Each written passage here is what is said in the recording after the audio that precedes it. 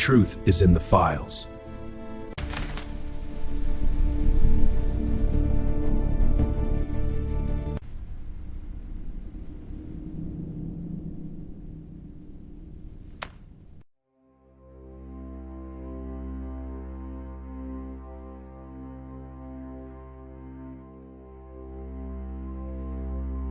Think you know the full story of the Epstein files?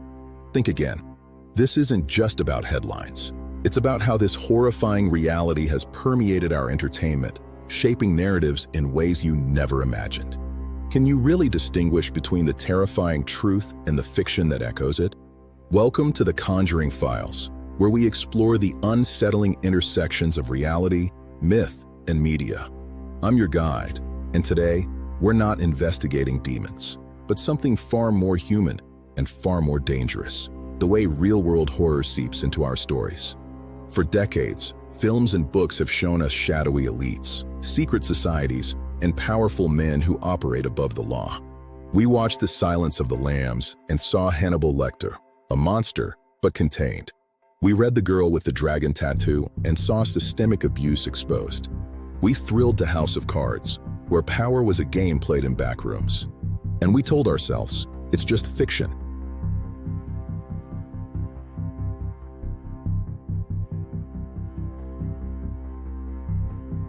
But then came the Epstein files, not a novel, not a screenplay, but federal court documents detailing the alleged sexual exploitation of dozens of underage girls by a wealthy financier with ties to global elites.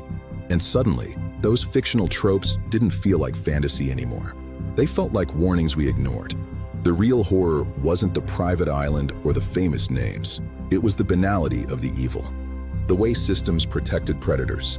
The way victims were silenced. The way society looked away. And that's when we realized, fiction didn't invent this. It reflected an anxiety that was already there. A quiet dread that power corrupts, and that some corridors are too dark for justice to reach.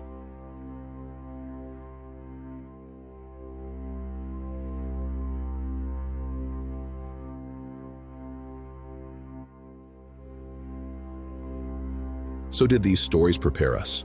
Or did they desensitize us, turning real trauma into entertainment? Because when fiction mirrors reality too closely, we stop seeing the blood for the plot twist. Next, the early whispers in pop culture that laid the groundwork for this cultural reckoning.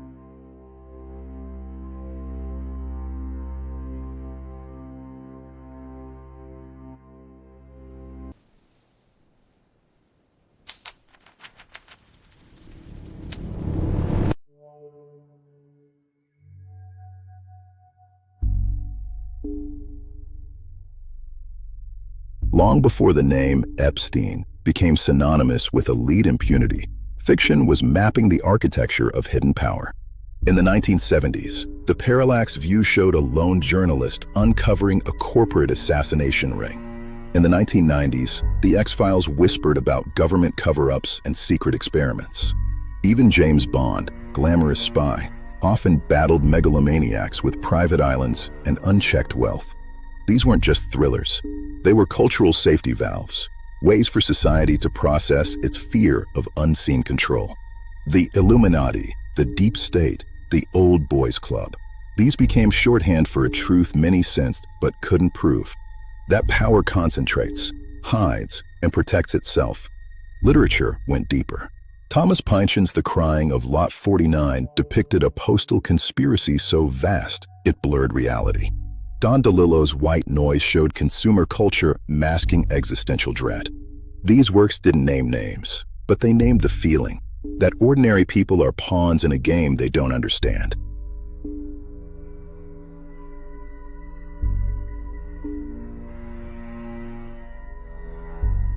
And then there were the elite network tropes, secret societies like Skull and Bones in the Skulls, 2000, or the pedophile rings hinted at in Kingsman.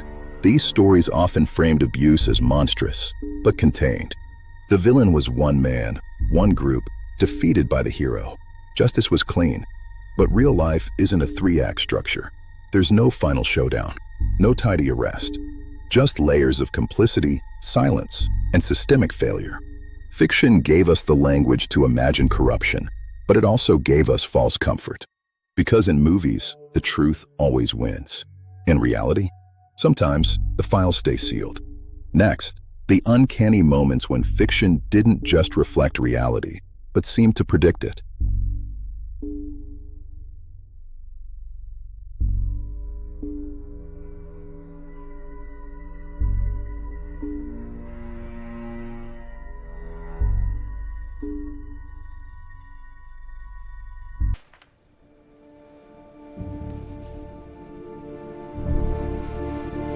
Consider this. In 2005, the film Hostel depicted wealthy elites paying to torture and kill young travelers in Eastern Europe. Critics called it exploitative, but survivors of trafficking said, "This is real." Or look at Succession, a show about a media dynasty where children are pawns, consent is transactional, and power is inherited like a disease. When the Epstein revelations broke, fans rewatched scenes with new horror. Logan Roy's private jets, his island retreats, his casual cruelty, they weren't fantasy. They were blueprints. Even older works gained chilling resonance. Eyes Wide Shut, 1999, with its masked orgy of elites, was once dismissed as Kubrick's paranoid fantasy. After Epstein, viewers saw it as allegory. The private island, the coded language, the sense that if you're not invited, you don't exist. But here's the crucial question. Did these creators predict reality, or did they tap into existing cultural anxieties? Most likely, the latter. Writers aren't psychics. They're sponges. They absorb rumors, news fragments, and societal unease, and weave them into story. The private island trope existed long before Little St. James. The powerful man with underage girls was a whisper in tabloids for decades. Fiction didn't cause the Epstein case, but it normalized its imagery, turning real trauma into aesthetic. And that's dangerous. Because when horror becomes style, we stop asking, "Is this happening?" We start asking, "Is this cool?" The true uncanny valley isn't in the story, it's in our reaction. When we watch a show about elite abuse and think, "Wow, that's dark," instead of, "Who's stopping this in real life?" Next, how fiction is now reckoning with the truths it once only hinted at.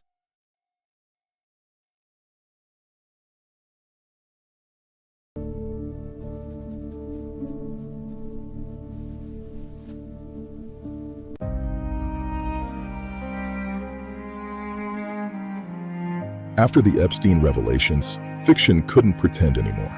The hashtag #MeToo movement had already cracked the door open. But Epstein blew it off its hinges.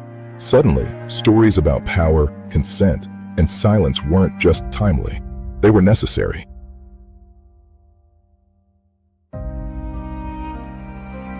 Shows like The Morning Show and Industry began depicting workplace coercion with brutal honesty.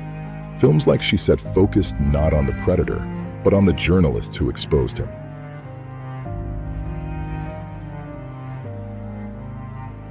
Even superhero stories shifted.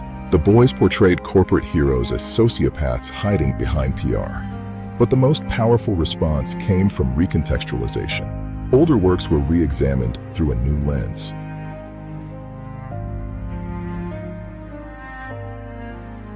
Gone Girl's Amy wasn't just a femme fatale. She was a woman weaponizing male expectations. Big Little Lies wasn't just a murder mystery. It was about the cost of protecting abusers.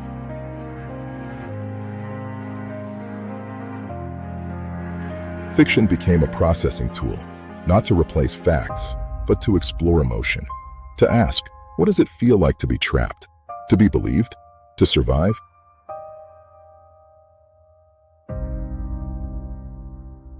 Yet danger remains. Some creators exploit trauma for clicks, turning real pain into prestige drama. Others imply all-powerful men are monsters, which risks oversimplifying complex systems of accountability.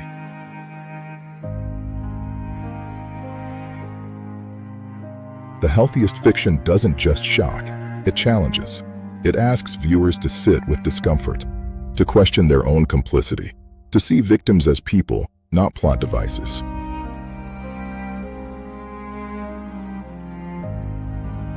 Because the goal isn't to make us afraid of billionaires. It's to make us demand better. Next, why we must never confuse these stories with the truth, and what our responsibility is as viewers.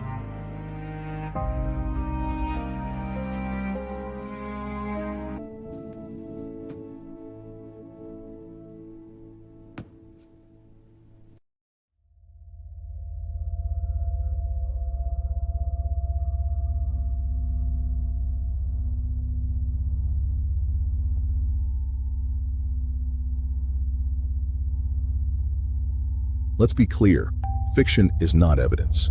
A movie about elite abuse doesn't prove a specific person is guilty.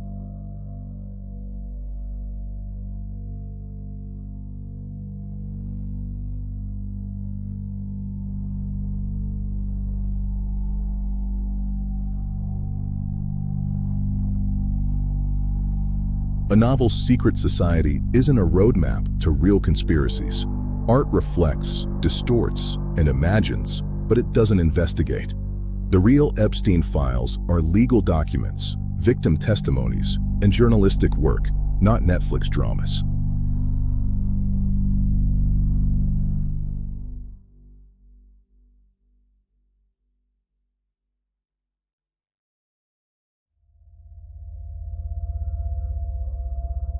Confusing the two doesn't honor survivors. It dilutes truth. That's why our role as consumers matters. We must ask, who benefits from this story? Whose pain is being commodified? Am I seeking truth or just a thrill? Creators, too, bear responsibility. When fiction skirts real trauma, it must do so with care, research, and respect, not sensationalism. The goal shouldn't be to expose, but to humanize. And as a society, we must remember, the scariest thing about the Epstein case isn't the private island. It's the ordinary mechanisms that enabled it. NDAs, lax laws, willful blindness. Those aren't cinematic. They're bureaucratic, and they're still here. So use fiction as a lens, not a replacement, for truth. Let it awaken your empathy, sharpen your skepticism, fuel your demand for justice. But never mistake the mirror for the monster. If this exploration of fiction's echo of real horror moved you, share it with someone who believes media literacy is a form of activism.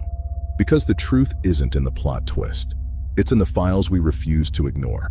The truth is in the files.